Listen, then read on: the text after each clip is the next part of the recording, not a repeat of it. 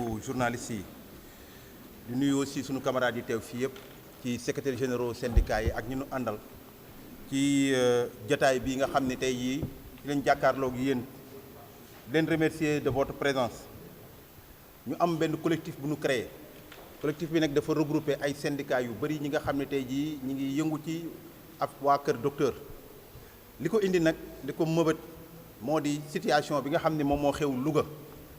nekk loo xam ne dafa dal ci sunuy ay camarades te ñu yaakaar ni war nañ ci mën a taxaw wax bu ñuy commencé nag dañuy wax ni inna lillahi wa inna ilayhi rajiun parce que ay jullit lañ ni nit ci yàlla lu jógee ci yàlla lay delluwaat te bakkan bu nekk am na solo moo tax ki nga xam ne moo fi jóge muy Astou Sokhna ñu ngi koy ñaanal yàlla xare ko àjjana yàlla may ay njabootam xol bu nu ko muñe di jaale ay waajuram mais di ko jaale aussi ñi nga xam ni ñoom ñooy waa hôpitalu Louga parce que defe naa ni képp kuy liggéey Kër Docteur saa yoo ñàkkee malade mu faatu bu amee kenn ku muy gën a naqadi yow lay gën a naqadi donc ñu leen koy jaale ñoom it comme ni ngeen ko xamee li xew ci hôpitalu Louga xëy na dëkk bi yëpp ñu ngi ciy topp di wax mais am na lu ci bëri xëy na émotion bi am na ci am na lu am solo la comme ni ñu waxee ni aussi nit ku nekk am nga sa àq ak sa yelleef dañuy nangul ki nga xam ni tey jii muy ay mbokkam dafa faatu yoon doxal ba nga xam ni ñu jox ko àq ak ay yelleefam mais dañu bëgg ñun aussi ci côté boobu ñi nga xam ne tamit ñoom la ñu yaakaar ni dañ leen a tuumaal ñu mën a bañ a am lenn loo xam ne dañ koy fànq ci nga xam ne mooy seen àq ak seen yelleef ñun nag am nañ trop lu nu metti et je pense que bu ñu jàkkaarloog presse bi ak réseaux sociaux yi dañ ci waxaat parce que dafa mel ni rek fan yii yëpp daal agent de santé yi la ku nekk nag yaa ngi tiire ci agent de santé yi képp koo xam ne amoon na loo xam ne lu ñaaw la wala lenn rek yaa ngi koy teg suñu kaw teg ko suñu der fàtte nag lépp loo xam ne lu baax lañ ko defoon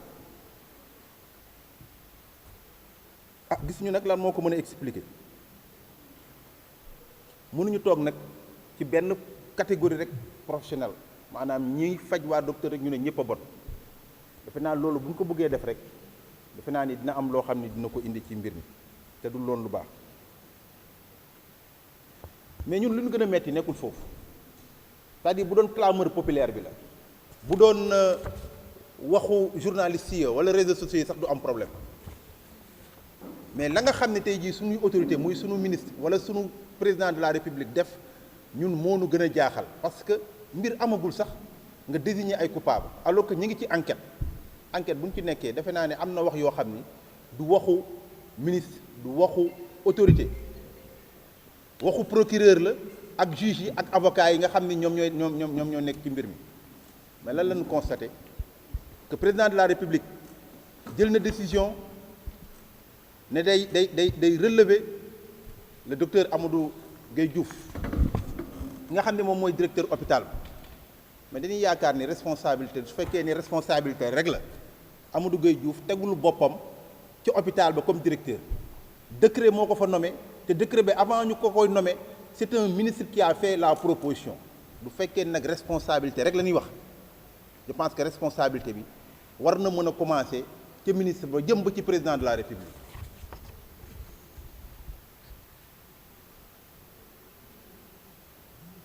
pourtant ña ñuy accusé tey sage-femme yooyu ñu jàpp di leen yóbbu di leen tëj fan yii gis ngeen fii Adja Bigué mi ngi nii organiser fi ay marche dañ leen yi fekk ci ay poste de santé di leen di violer di leen agresser parce que buñ la affecté dañuy xool village ba nga xam ne tey jii kenn nekku fa ñu yóbbu la fa yow cundum ngay jigéen pareen saa yi sa jëkkër Dakar gii lay nekk nga bàyyi ko fi femme boo xam ne dafa ëmb yaa koy seet femme bu war a accoucher yaa koy seet di nga toog pareen saa yi journée bi yëpp ngay nekk di liggéey guddi jot ñu yee la 20 heures nga am benn primipare boo xam ne travail bi 12 heures de temps lay nekk nga nekk fanaan ak moom boo xëyee suba ña xëy faju si du ñu xam ni sax yow guddi gi yëpp da ngaa fanaanee xool te ku nekk xam ne ni guddi du benn accouchement rek ngay am te par yenn saa yaa fay nekk sël paren saa yi nga toog ba guddi ñu fëgg la ñu la malade la ñu indi te fekk indi wuñu malade ay saay-saay lañu ñaata sage-femme lañ fi agressé mais loolu war nañ ko mën a wax ñu def ko te sage-femme yooyu tey jii du lenn lu leen fay ci xaalis loo xam ne tolloo nag lañu war a am. Covid 19 bi gis nañ ko fi ñu daan dem di voyager di dem di faji seeni mbokk yi ci biti est-ce que def nañ ko ñoom ñëpp fi lañ toog pourquoi ñuy dem parce que wóoluwunu système bi du compétence moo fi manqué fii du xarañte moo fi manqué ci domaine boo laal nag mais wóoluwunu système bi lan moo tax wóoluwunu système parce que nefuñu fa conditions yi malgré alal ji ñuy wax yëpp dugal nañ ko ci biir réew mi dem leen rek ngeen xool ci structure sanitaire yi ndax alal jooju egg na foofu ba Louga gi ñuy wax xam naa ni lu minimum ku ci nekk gis na ni bu fekkee ni système de monitoring sax war na am ay moniteurs ñu mën ko am amul sax ci yenn structures yi pour mën a déclencher sax loo xam ne dina nekk signe d'alerte par rapport à li ak li mën a xew ah li ñu nekk nag nit ñi di ko wax ak wax yu bëri yi ak saaga yi ak lynchage bi bëri na bëri waaye boo xam ne ñun agent de santé metti nañu trop ba ci kanamu yàlla mais ñun nag gis nañ ni muy waxu autorité yi li ko lal lu ci bëri politique kese la ngeen baal ñu ci wax ji parce que dégg nañ coow am na ñu ngi def ay calcul xaaruñu sax enquête bi egg ku nekk bugg a taxaw di wax ku nekk bugg a taxaw di détruire ku ko nekk bugg a wax lu ko lal du lenn lu dul politique ñun nag politique ñu ay professionnel lañ ñun faj moo nu tax a jóg du leneen ku ci am beneen calcul nga dem calculer ko mais bu ñu utiliser ñun pour loolu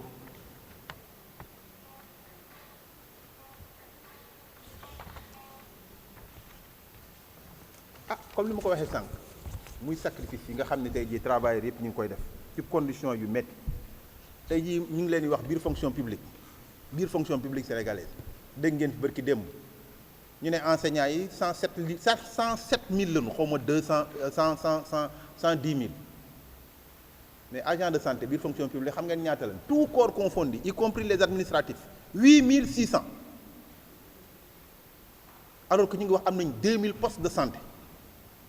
postes yu bëri population yi ñoom ñooy ut di recruter ay agents di leen fay ay salaire u pareen saa yi ay 50 000 60 000 ci ñoo xam ni bac plus 3 lañu am parce que boo nekkul infirmier d'état nekk nga sage-femme te ñoom ñëpp ku ci nekk am nga bac def 3 ans de formation def sa diplôme d'état et pourtant bi ñuy jël volontaires yi ak vacataires yi 20 000 lañu woon ñooñu bi ñu leen di jël ku ci nekk da nga am sa diplôme rek d'enseignement général ah BFM wala bac ñu yóbbu la nga jàngale ji amuñu sax diplôme d'état mais ils ont créé des corps d'accueil pour ces mêmes personnes ça fait des années l'état ak coow ni ngeen di dégg ñuy wax naan ay ministres di wax recruter nañ ay 1500 agents moi je me pose la question 1500 agents yu ñuy wax chaque année ñu ngi koy recruter fan la nekk nee naa la 8600 agents moo fi nekk te kenn du ko dindi te tout corps confondu la bi may xool même le nombre des infirmiers d'état dans la fonction publique egguñu woon c'est tout juste 1000 sages-femmes yi ñoo ci xaw a ëpp 1225 lañu yeneen corps yëpp dafa ndaw donc li ñuy wax ni recruter nañ ko fan lañ ko dugal ñun question boobu la ñuy poser ñu leeral la ñu ko loolu mooy tekki ni fu 5 nit waroon nekk benn nit moo fay nekk tey jii mën nga concevoir benn gynécologue nekk ci benn hôpital mooy def échographie yi moom mooy def consultation yi te saa yu nu amee césarienne mu dugg biir bloc te bu paree bloc war a ndogu sax bu ndogoo bu génnee ñu indi benn urgence mu demaat duggaat biir bloc kooku mu fanaan hôpital nekk ci benn région kese war a ëlbatikuwaat xëy suba ñu ne ko da ngay xëyaat nga demaat consultation dem liggéey mais du machine loo xam ni 5 nit ñoo ko war a def laa la wax benn nit moo koy def te fayoo ko salaire bu baax ça pose un problème pour ñëw ci rapport d'audit bi ku gis xam ni rapport d'audit bi dañ ko précipité du ma tudd sax ña ko def am na ñoo xam ni sax mosuñu tenir seringue xam nga piqûre mosuñu sol blouse loolu mooy réalité yow nga bëgg a wax léegi yow da ngay auditer ci loo xam ni sage-femme bi moo la ko gën a xam wala médecin bi moo la ko gën a xam ça pose un problème man de ki may évaluer day fekk mu toog man xam-xam wala mu ëppale ma xam-xam wala mu am xam-xam ci domaine bi ñuy nekk lan lañu wax nit ki jóge na këram yóbbu nañ ko mais gis nañ ni diggante trajet bu mu am yëpp gisuñu ci lenn loo xam ni lu am anomalie donc tout ok nee nañ def nañ consultation tout ok waaw mais nit ki nan lay defee consultation yëpp baax mu ñëw hôpital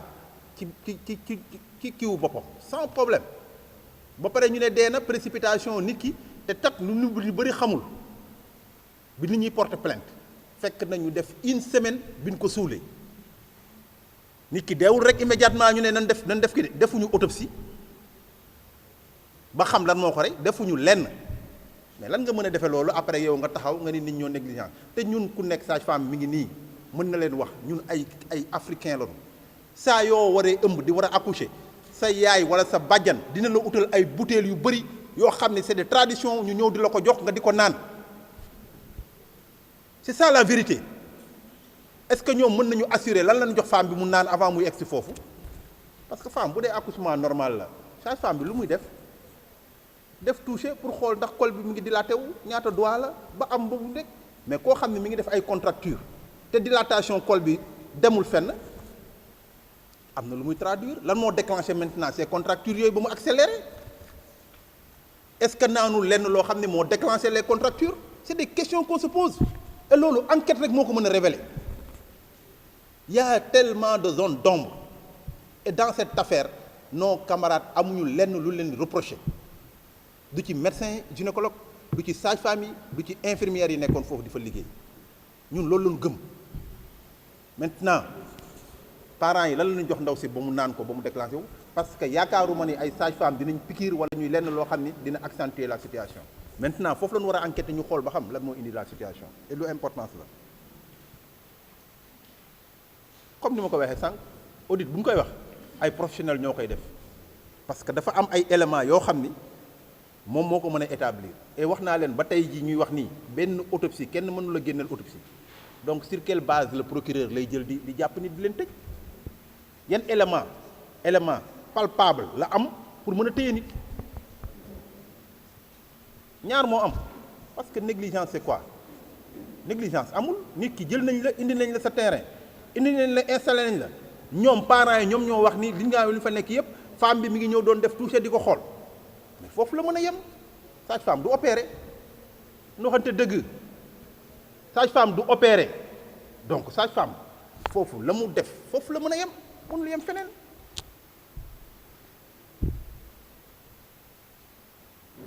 xam nga nit ki aussi da ngay assumer ses responsabilités tey jii wax naa leen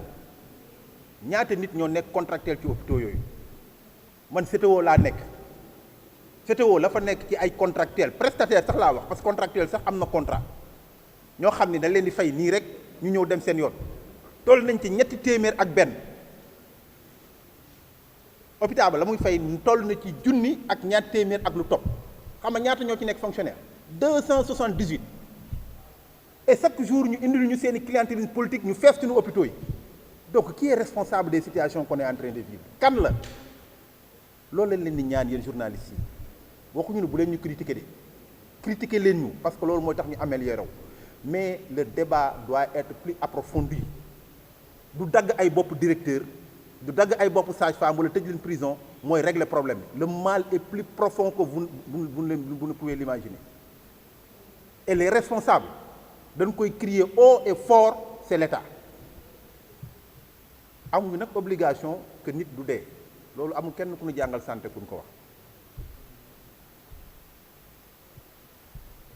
moo tax alxames suba incha allah dinañ décréter grève bu 24 heures grève boobu nag bu ñu ko décréter dinañ dem fii ak vendredi wala samedi ñu évaluer mën na bañ a yem foofu comme aussi mën na yem foofu ça dépendra de ce que les gens sont en train de faire et ça c'est extrêmement important ñi ngi dénk suñu camarades syndicalistes yëpp travailleurs yëpp sax laay wax parce que tey boo gisee t-shirt bi ñu sol sax dañ ci bind travailleurs de la santé parce que fii amatul connotation syndicale non ñun ñëpp ñoo bokk benn famille te ñun la ñu attaqué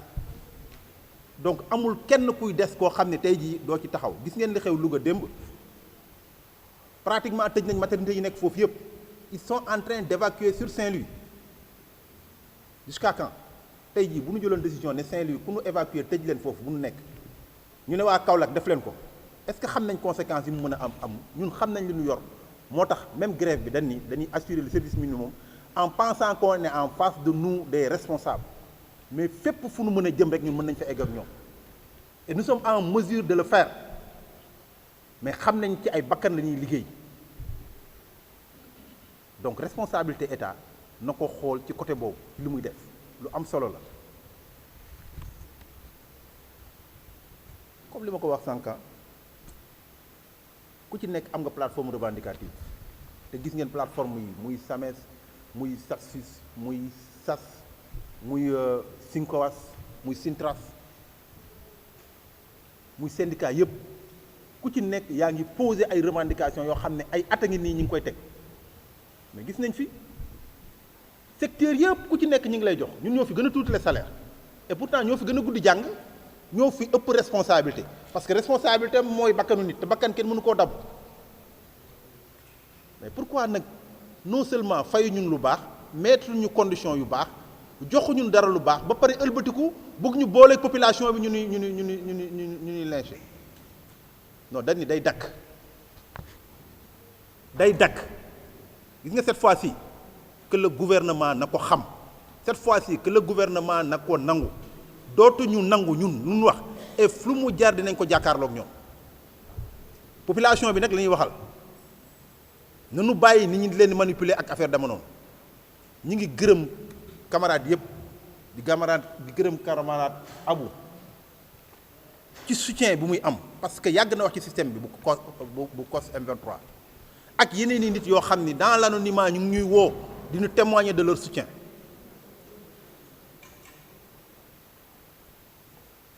li ñuy lancé waat rek di demander à toutes les organisations syndicales à tous les travailleurs ku ci nekk nga xam ni mbir mi sa mbir la ñu mën ko xeex ñu mën a yoon donc loolu la ñu amoon ci lu ñuy wax ci résumé di apporter suñu soutien bu baax ci camarades yi nga xam ne ñoo nekk Louga di leen informer ni biig démb déjà jël nañ ñeenti ci ñoom mais loolu lépp la parce que ñun xam nañ comment la justice fonctionne dans ce pays c'est-à-dire bu clameur exécutif amee lu mu bëgg l'exécutif bu amee lu mu bëgg le législatif muy assemblée da koy exécuter la justice da koy exécuter ñun loolu lañu gis fii l'exécutif bu amee lu mu bëgg le législatif da koy exécuter la justice da koy exécuter mais amul benn élément probant bu permettre à des gens ñu leen di yóbbu ci kaso ci condition yoo xam ne enquête bi amul benn preuve de leur culpabilité loolu la ñu amoon lu ñuy wax di jéggalu ci guddaayu affaire bi di remercier